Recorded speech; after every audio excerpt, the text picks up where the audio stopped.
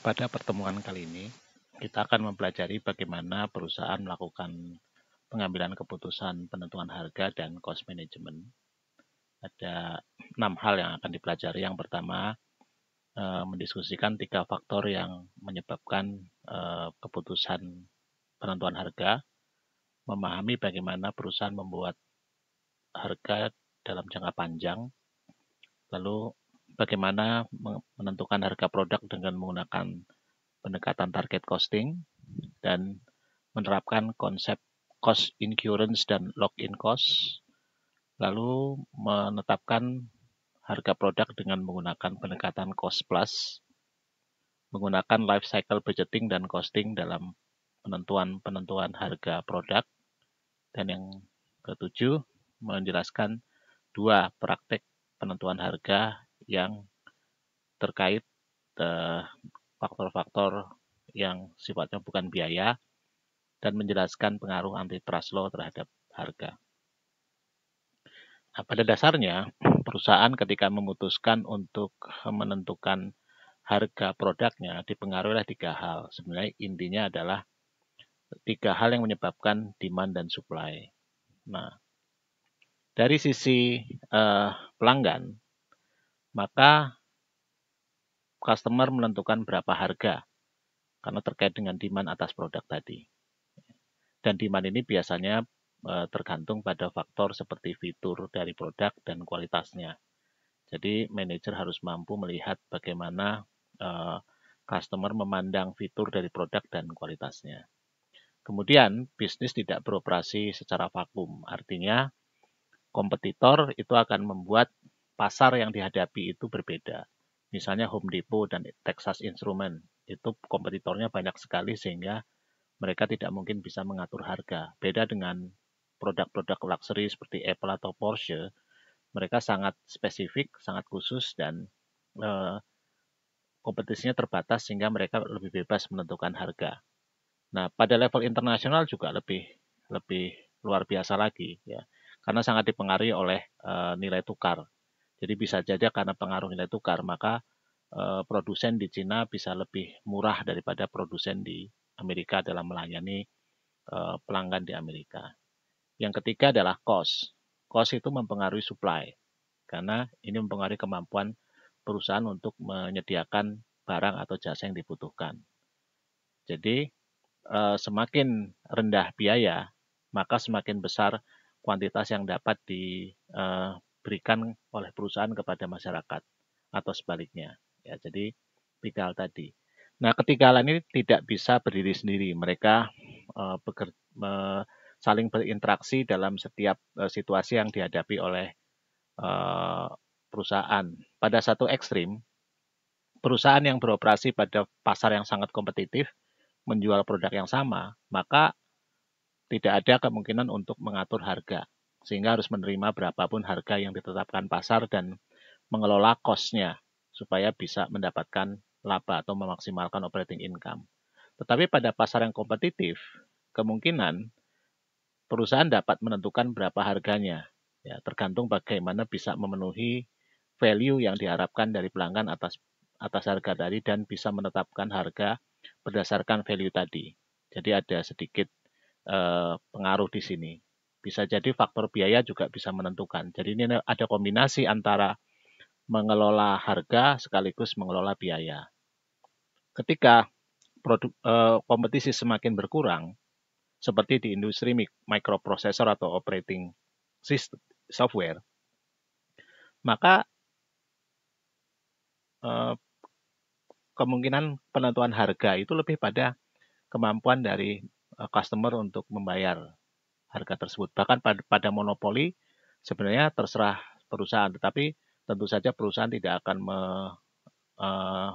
menetapkan harga setinggi mungkin karena mereka juga berharap ada customer yang membeli dan mereka berusaha memaksimalkan pada harga tertentu sehingga mendapatkan total revenue yang paling banyak.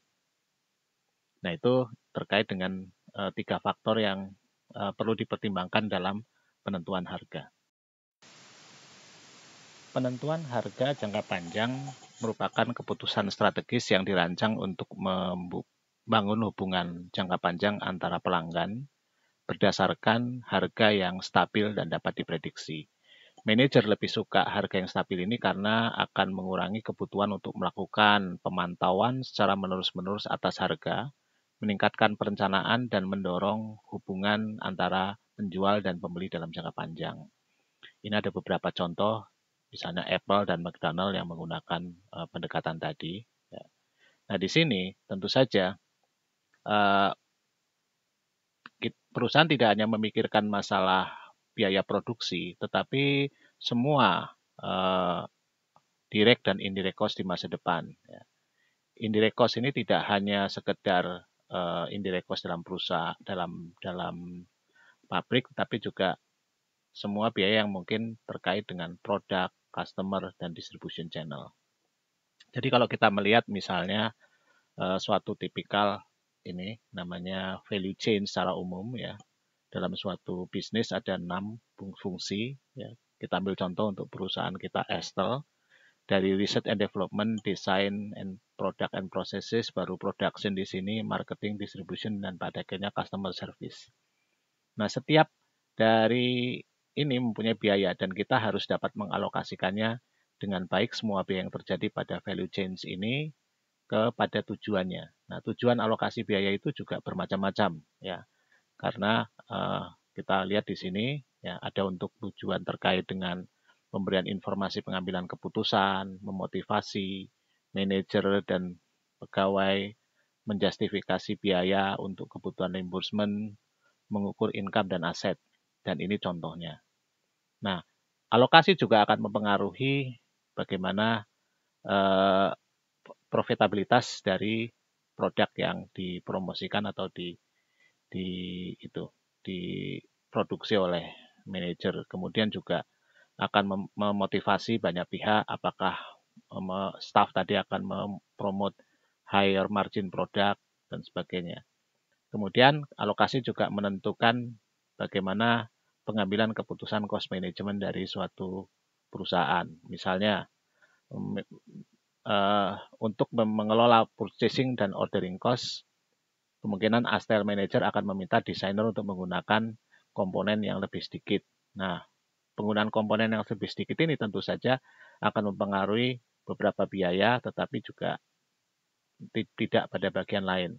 Mungkin manufacturing cost akan terpengaruh, tetapi customer service cost tidak terpengaruh. Ya. Ada banyak lagi tujuan untuk alokasi biaya. Nah, bagaimana kita menghitung product cost untuk suatu keputusan menentukan harga jangka panjang? Kita akan menggunakan Astel yang menggunakan activity based costing sebagai contoh kita. Jadi di sini sistem ABC Astel terdiri dari ada 3 direct manufacturing cost, direct labor, direct manufacturing overhead, dan direct machining cost. Ya. Direct machining cost ini dianggap direct karena dia hanya khusus memproduksi satu produk pro value, ya, yang pro value tadi. Jadi dia hanya untuk satu sehingga bisa kita kaitkan ke produk ini sebagai cost object. Kemudian ada 3 manufacturing overhead cost pool, yaitu ordering and receiving component, testing and inspection of final product, sama rework. Nah, di sini ada tambahan sedikit ya. Sepanjang masa jangka panjang untuk menilai pro value, untuk menentukan harga pro value, maka direct material akan bervariasi terhadap unit yang diproduksi. Demikian juga direct manufacturing labor cost akan bervariasi terhadap direct manufacturing labor hours use. Ya.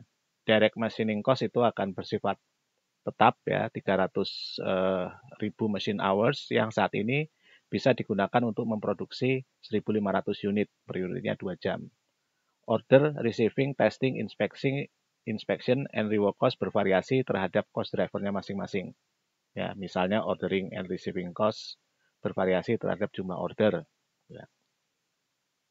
Di dalam jangka panjang, staff yang terkait dengan placing order dapat dipindahkan atau dapat diberhentikan jika ordernya lebih sedikit didapatkan atau dapat ditambah apabila ordernya yang diproses lebih banyak. Nah, secara keseluruhan apa yang terjadi di tahun sebelumnya di 2013 sebagai berikut ya, ini informasi yang didapatkan untuk periode yang sudah terjadi. Direct materials itu untuk 150 unit itu per unitnya 460, kemudian direct manufacturing labor 20, direct machining fix 38 karena dibagi dengan jumlah unit yang diproduksi tadi. Lalu ordering ini 80, ya, kemudian testing and inspection 2, dan rework 40. Ya, diperkirakan ada defect 8%, sehingga ada rework sebesar 12.000 dengan cost per reworknya 2,5, 30.000. Jadi di periode ini kita juga bisa melihat laporan keuangan dari Pro Value ini, produksi Pro Value ini adalah sebagai berikut. Jadi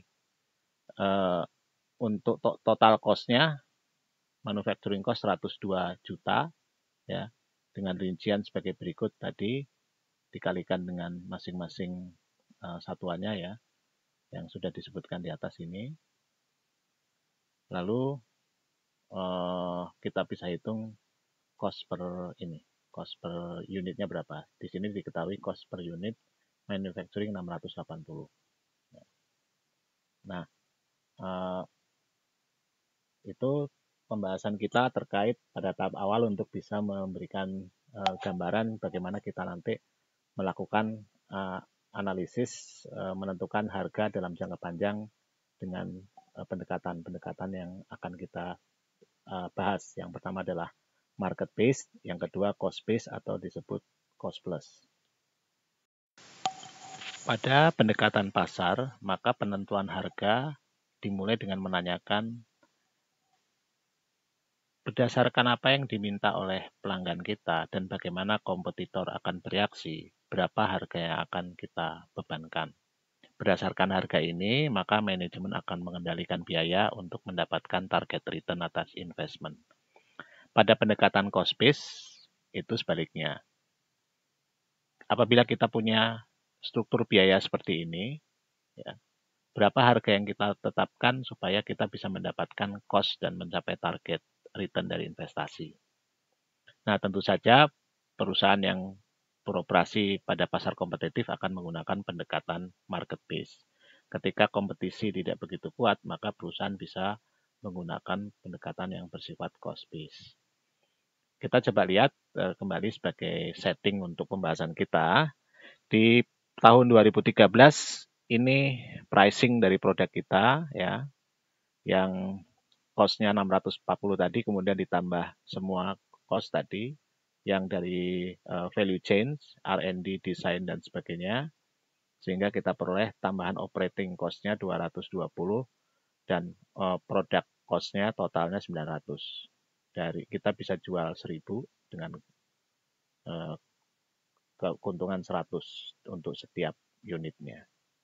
Nah, sekarang kita coba lihat dalam situasi di mana kita menggunakan target pricing kemudian target costing.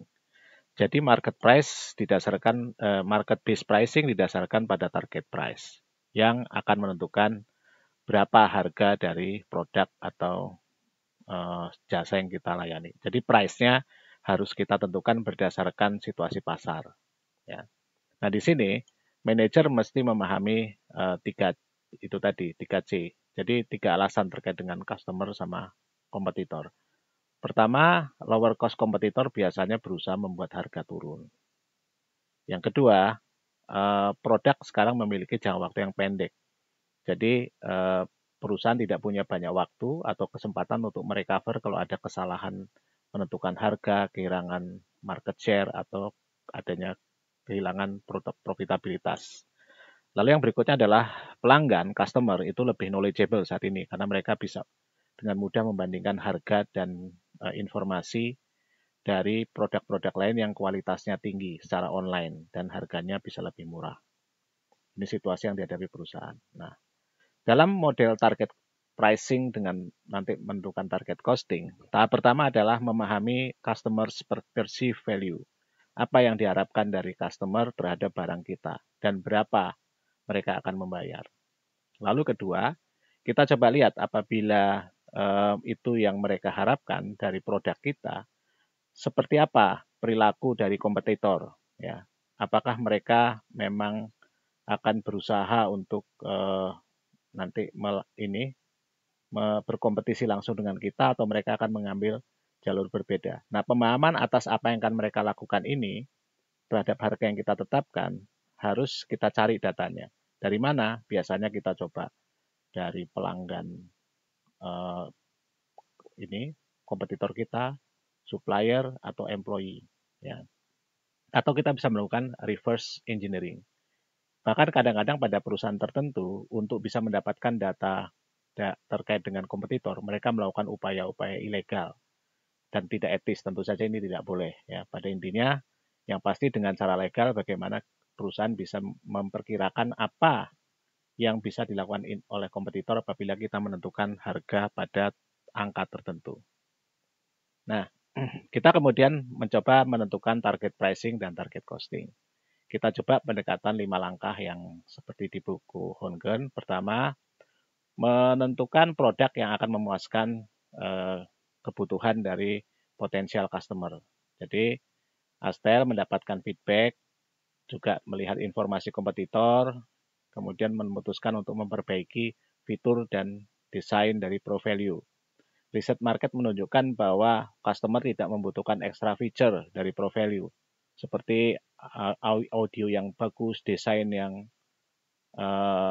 membuat lebih cepat, tapi consumer Astel lebih suka PC yang reliable, ya, dan tidak perlu banyak macam-macamnya dan pada harga yang lebih murah. Nah, kemudian Astel menentukan berapa harganya. Diperkirakan kompetitor akan menurunkan harga pada tingkat 850. Jadi kalau ingin bersaing, maka range harganya dari 1000 sampai 800. Tentu saja kalau kita ingin lebih bersaing, maka harganya harus di bawah 850, maka ditetapkan turun 20% sebesar 800. Dan pada harga yang lebih rendah ini, maka penjualan bisa naik dari 150 menjadi 200 unit. Lalu pada tahap berikutnya adalah menghitung berapa target cost-nya. Target cost-nya dihitung dengan cara mengurangkan target operating income per unit ke target price. Ya, ini caranya. Jadi, kita punya target revenue 800.000 kali 800 kali 200.000, 160 juta. Lalu target operating income-nya 110%, 16 juta. Kemudian 16 juta kita bagi dengan 200.000 unit, diperoleh 80.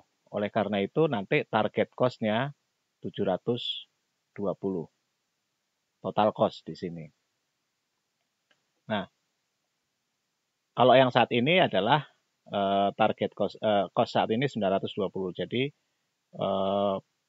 perusahaan Astel harus menurunkan dari 900 ke 720. Nah, Pro Value harganya harus turun dari semula. Penurunannya 180. Nah, proses penurunan ini kita akan melakukan dengan berbagai cara, mulai dari produksi, kemudian R&D, customer service, dan sebagainya. Dengan cara mengurangi biaya material dan komponen, tetapi tetap mempertahankan kualitas. Target cost meliputi semua biaya, ya, variabel dan fix, apapun juga yang bisa kita kurangi, ya. Dan ini berbeda dengan kalau kita belajar ketika differential costing, itu hanya biaya variabel saja. Lalu dilakukan cost analysis, ya. Astel melakukan analisis terhadap produknya tadi, fungsi yang dijalankan oleh komponen yang berbeda apa saja, seperti motherboard, disk drive, grafik, video card.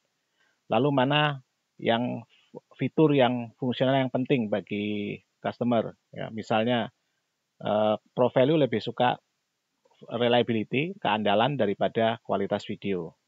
Kemudian trade-off antar komponen, apakah motherboard yang sederhana dapat meningkatkan reliabilitas, tetapi di satu sisi tidak akan membuat kualitas video lebih bagus. Ini semuanya dianalisis dengan melakukan cost analysis.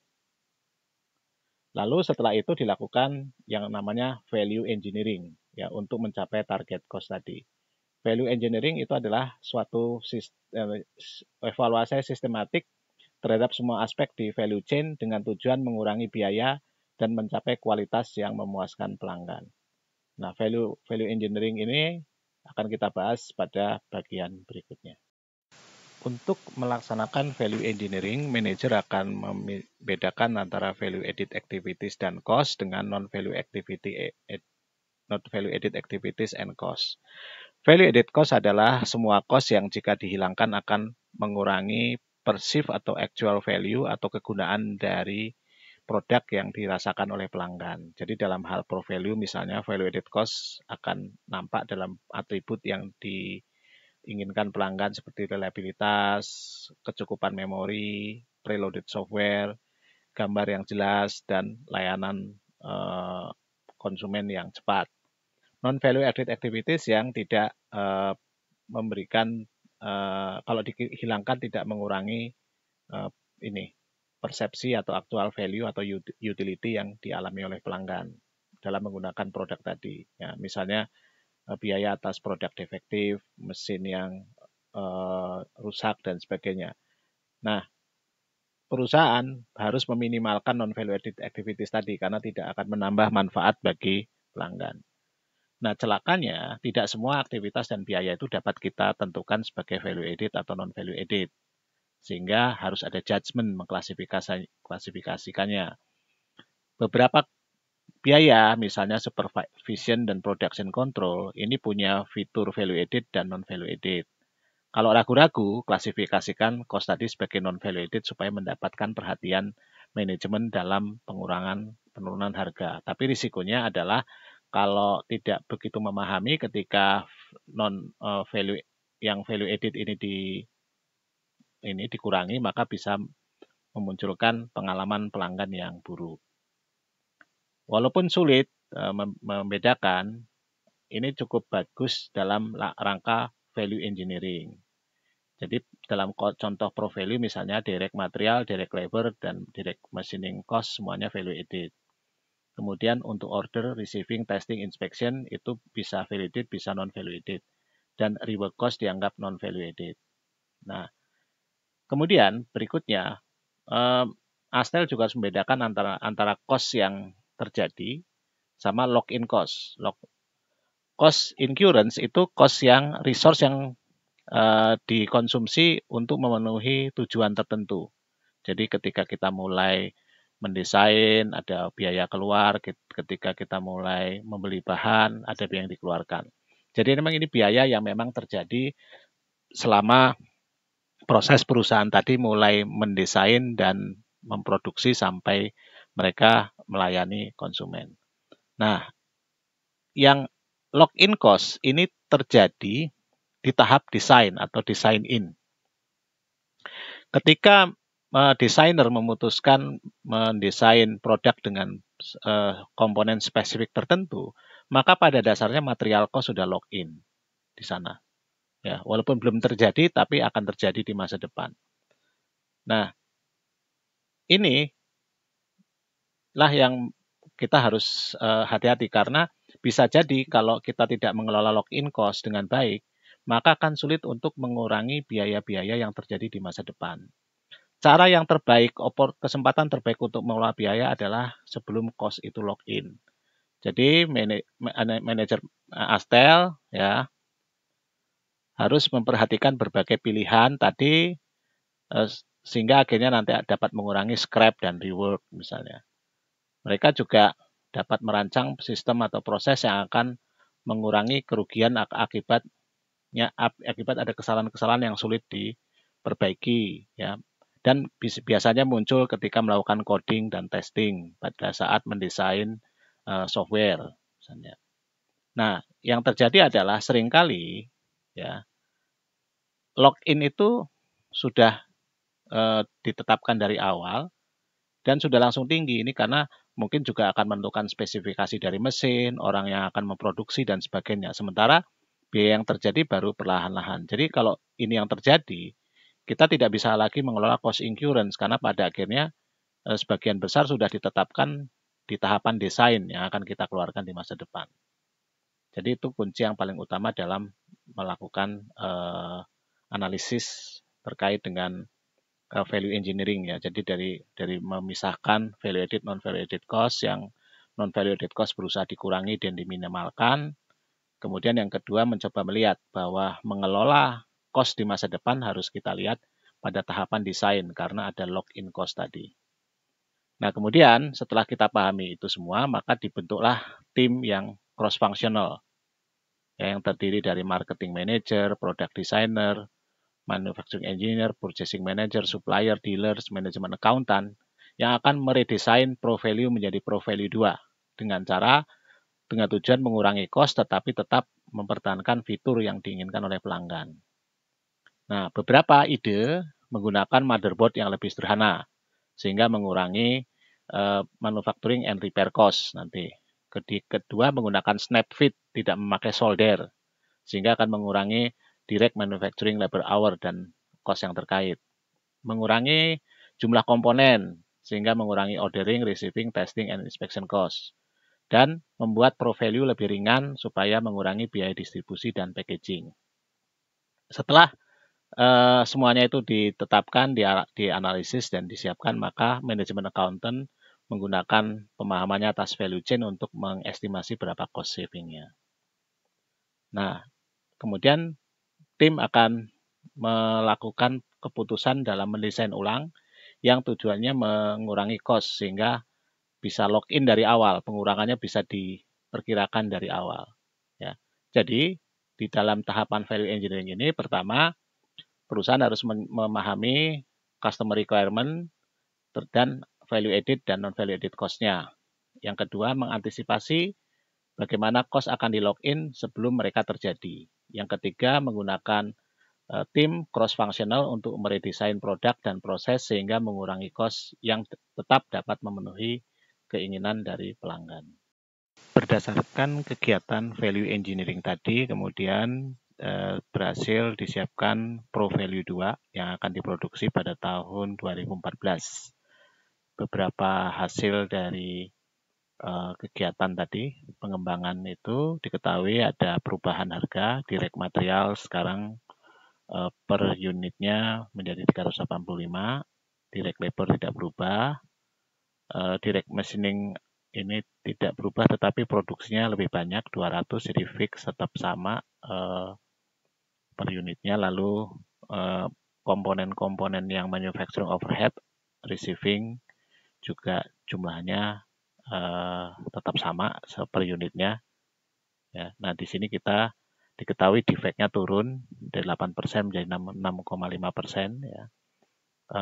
Dan ini juga masih relatif anggarannya tetap sama untuk per cost drivernya, tetapi bisa jadi per unitnya nanti akan berbeda.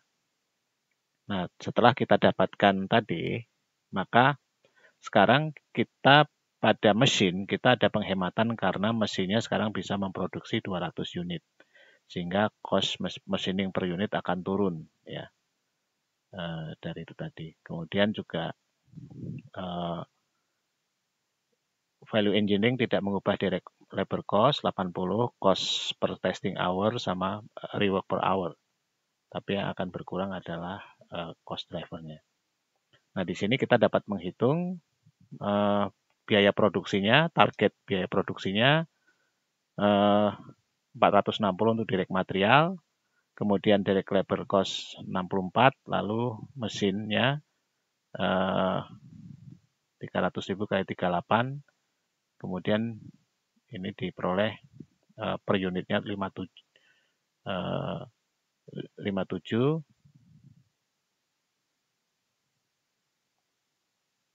Kemudian ini 385 ya untuk budgeted. Yang Pro Value ini angkanya di sebelah sini sehingga diketahui bahwa biaya manufacturing per unit turun dari 600 ke 495. Lalu yang biaya operatingnya, manufacturing overhead-nya turun dari 80 ke 45 sehingga total produksinya dari 680 turun ke 540. Kemudian diketahui juga perusahaan bisa menurunkan biaya-biaya yang lain karena dianggarkan pada 200, maka cost untuk other itu turun dari 280 ke 180 ketika dianggarkan pada 200.000 unit. Sehingga sekarang cost per unitnya Pro Value adalah 780. Sama seperti target costing yang ditetapkan pada bagian sebelumnya di atas berdasarkan tadi angka perhitungan ya yang ditetapkan di target costing yang di sini.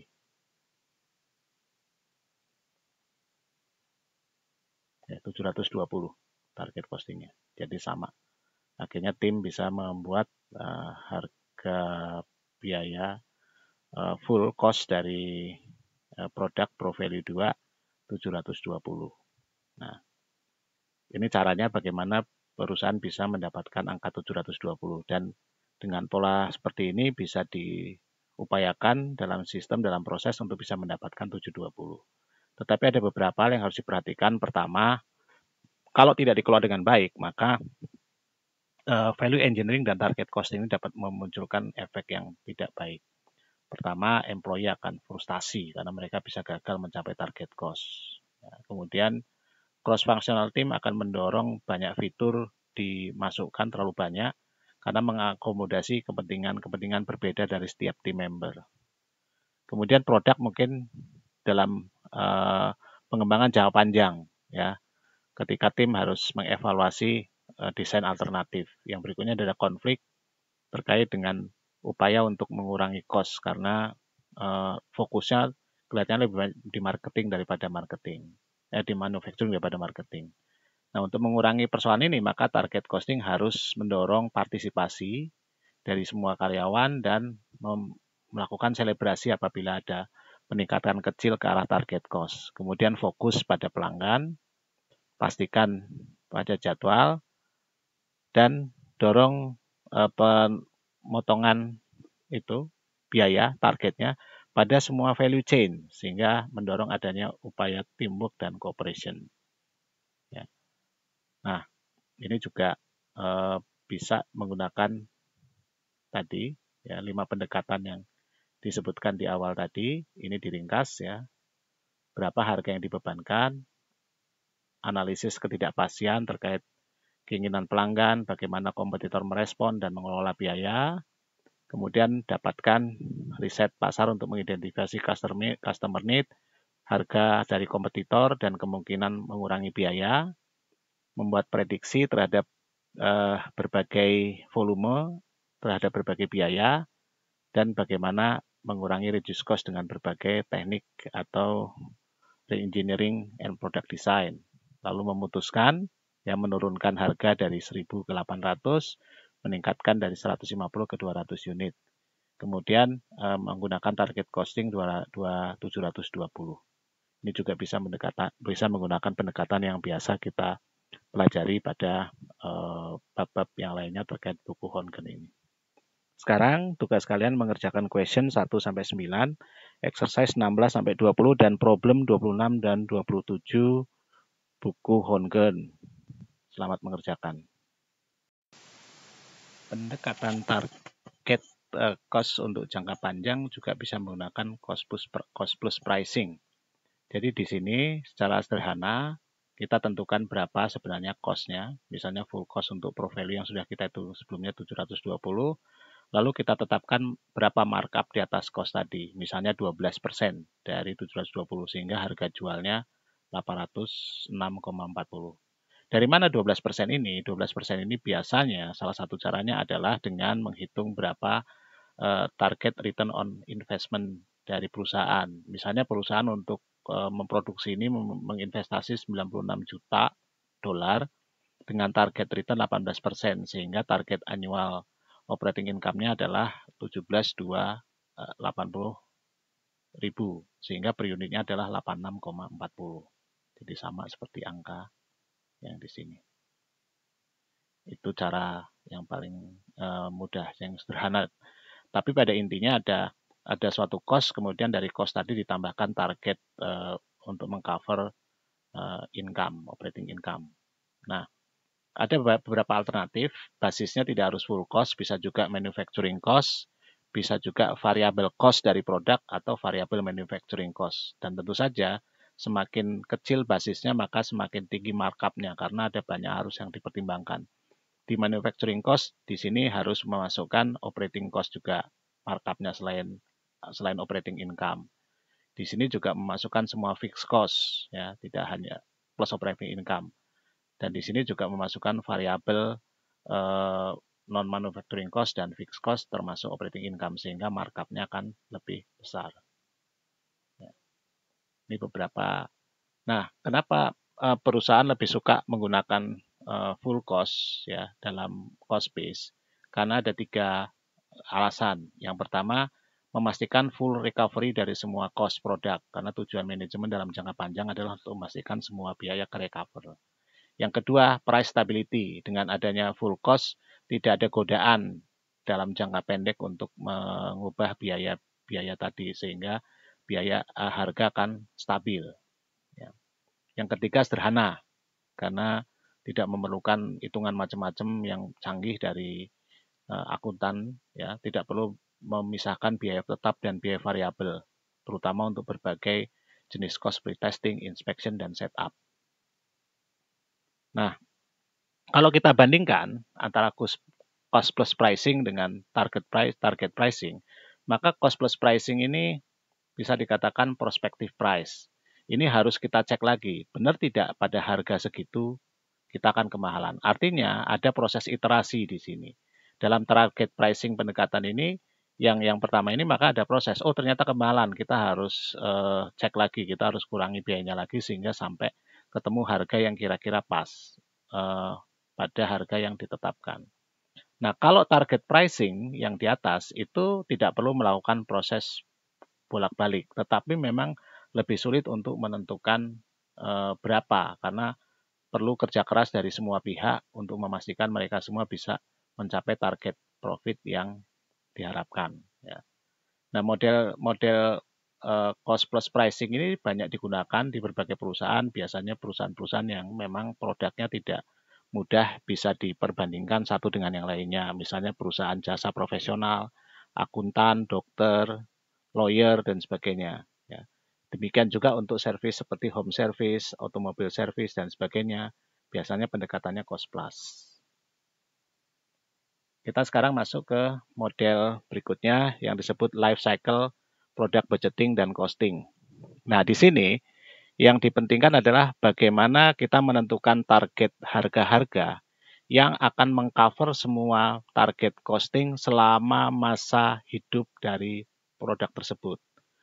Banyak produk yang life cycle-nya panjang. Mobil biasanya mulai dari desain sampai nanti dihentikan bisa 12 sampai 15 tahun. Obat-obatan 15 sampai 20 tahun. Produk-produk khusus layanan perbankan itu 10 sampai 20 tahun. Nah, dengan life cycle budgeting, manajer dapat mengestimasi seberapa revenue dan berapa semua biaya yang terkait mulai dari value chain di awal, R&D, sampai dengan customer service dan support. Jadi life cycle costing itu mengumpulkan semua biaya pada semua fungsi bisnis selama masa hidup dari produk tersebut. Jadi bisa beberapa tahun. Ini contohnya ya, di tahun pertama hanya R&D sama design cost. Di tahun ketiga ke-6 akan ada biaya-biaya seperti ini setiap tahunnya. Maka kita bisa membuat life cycle costing ya dengan berbagai alternatif. Misalnya kalau kita jual dengan harga 400, maka kuantitasnya 5.000, dijual 480, kuantitasnya 4.000, dijual 600, kuantitasnya 2.500. Lalu kita hitung berapa life cycle revenue-nya, kemudian kita hitung berapa life cycle cost-nya, kita bisa menemukan mana kombinasi harga dan kuantitas yang secara keseluruhan akan menguntungkan. Di sini diketahui kombinasi B memberikan life cycle operating income yang terbesar, 840.000. Jadi di sini yang perlu dipertimbangkan adalah dia tidak per tahun tetapi sepanjang masa hidup dari produk tadi. Apa yang menyebabkan life cycle costing menjadi penting? Pertama, pada development period untuk R&D dan desain ini panjang dan lama. Ini misalnya untuk perusahaan-perusahaan yang menggunakan teknologi. Dia proses untuk R&D sampai desainnya lama sekali dan kemungkinan juga bisa mengeluarkan biaya besar di sana. Yang kedua, banyak cost di lock-in pada R&D design stages ini. Sehingga walaupun R&D and desainnya kecil, tetapi karena sudah di lock-in, maka dia akan mempengaruhi biaya-biaya pada tahun-tahun berikutnya, terutama ketika melakukan produksi, ya seperti di sini ya, marketing, distribution dan sebagainya. Jadi itu sebabnya kenapa kita perlu menggunakan life cycle costing ini dalam memastikan bahwa perusahaan ketika memproduksi barang tadi memang secara masa jangka panjang itu akan mengembalikan seluruh biaya yang dikeluarkan. Demikian juga biaya-biaya yang terkait dengan lingkungan. Banyak sekali persoalan lingkungan itu terjadi karena sudah masuk dalam desain. Misalnya dalam desain menggunakan barang-barang yang mudah sekali merusak lingkungan dan sebagainya. Maka dengan menggunakan life cycle costing, perusahaan bisa mengelola environmental cost-nya sehingga memperkecil kemungkinan nanti mendapatkan penalti atau hukuman karena merusak lingkungan. Ya, ini contoh beberapa ya, itu memastikan bahwa chemical yang dipakai pada baterainya itu tidak mudah bocor sehingga mengontaminasi tanah. Ada pendekatan lain yang disebut customer life cycle costing. Jadi customer life cycle costing ini melihat bagaimana dari sisi customer. Ada customer tertentu yang memang lebih melihat biaya secara keseluruhan. Jadi kalau ada barang, ada dua jenis barang, yang satu pemeliharaannya mahal versus yang satu pemeliharaannya murah, maka barang yang biaya pemeliharaannya murah itu bisa dijual lebih mahal. Ya, atau tadi ada AC yang hemat energi sama AC yang biasa. Maka AC yang hemat energi lebih mahal karena dia memperhitungkan model biaya life cycle costing. Di samping juga tentu ada teknologi yang memang membuat produk tadi lebih mahal. Kita lanjut lagi ke yang berikutnya. Faktor-faktor non biaya apa yang mempengaruhi pengambilan keputusan? Pertama adalah ada kemungkinan harga ditentukan supaya ada diskriminasi. Jadi misalnya kalau ini ada perusahaan penerbangan biasanya akan menawarkan harga penerbangan kepada pebisnis lebih mahal daripada orang yang liburan. Kenapa? Karena kalau orang yang liburan mungkin lebih menerima untuk pulang pergi dengan jadwal yang lebih fleksibel dibandingkan para pebisnis. Dengan cara begini, karena pebisnis itu mempunyai value yang berbeda, mereka dapat dibebankan dengan biaya berbeda. Ya, ini contoh bagaimana price discrimination. Tapi price discrimination ini hanya berlaku kalau ada demand inelasticity pada pelanggan tertentu. Kalau bisa mungkin sulit untuk melakukan price discrimination. Dan juga kemungkinan juga mesti hati-hati karena bisa jadi beberapa itu yang ditargetkan ternyata mereka berubah pola konsumsinya sehingga menyebabkan price discrimination tidak berlaku. Cara kedua adalah peak load pricing. Jadi menentukan harga ketika peak season lebih mahal daripada low season. Ya. Misalnya kalau kita menonton bioskop di malam minggu atau akhir pekan pasti lebih mahal daripada hari biasa. Kalau kita menginap di mencari penginapan pada musim libur akan lebih mahal daripada hari-hari yang dimana bukan hari libur dan sebagainya. Jadi ini contohnya peak load pricing. Kemudian international pricing, dan internal pricing ini yang paling penting adalah sangat dipengaruhi oleh nilai tukar, ya, dan juga daya beli. Jadi bisa saja produk yang sama itu berbeda harganya. Contoh McDonald di Indonesia mungkin berbeda dengan di Singapura, berbeda di Hong Kong, berbeda dengan di Amerika Serikat kalau kita bandingkan biaya harganya, tergantung dari daya beli di masing-masing. Bisa juga karena pemerintah membatasi di negara bersangkutan membatasi. Nah, khusus di Amerika Serikat ada yang namanya undang-undang antitrust. Intinya jangan sampai ada diversifikasi harga yang mendorong suasana menjadi tidak kompetitif. Ya, salah satu diantaranya yang dihindari adalah predatory pricing. Predatory pricing ini adalah model perang harga di mana tujuan dari persaingan itu adalah membuat pesaing bangkrut dan keluar sehingga nanti dimonopoli oleh satu perusahaan tertentu. Tapi ini juga tidak mudah karena ini sangat tergantung daripada bagaimana pengadilan di sana memutuskan siapa yang melakukan predatory pricing atau tidak. Kemudian yang kedua adalah dumping. Ya, dumping ini biasanya terjadi antar negara. Jadi di Amerika Serikat itu ada undang-undang menyatakan apabila ada perusahaan non-Amerika Serikat menjual produk di Amerika Serikat dengan harga di bawah harga pasar di negaranya tempat barang tersebut diproduksi, maka pemerintah Amerika Serikat berhak meminta penggantian dalam bentuk tarif anti dumping ya, ditambahkan misalnya seperti 24 sampai 36%. Pada masa pemerintahan Trump ini banyak dipakai untuk membuat supaya harga-harga dari luar Amerika tadi bisa bersaing dengan produk di Amerika. Kemudian yang terakhir, yang ketiga, collusive pricing. Ini di mana beberapa perusahaan memutuskan bekerja sama untuk menentukan harga sendiri. Di Indonesia juga terjadi. Beberapa waktu lalu ada beberapa perusahaan yang dihukum karena mereka melakukan kolusi untuk membuat harga lebih tinggi sehingga tidak kompetitif.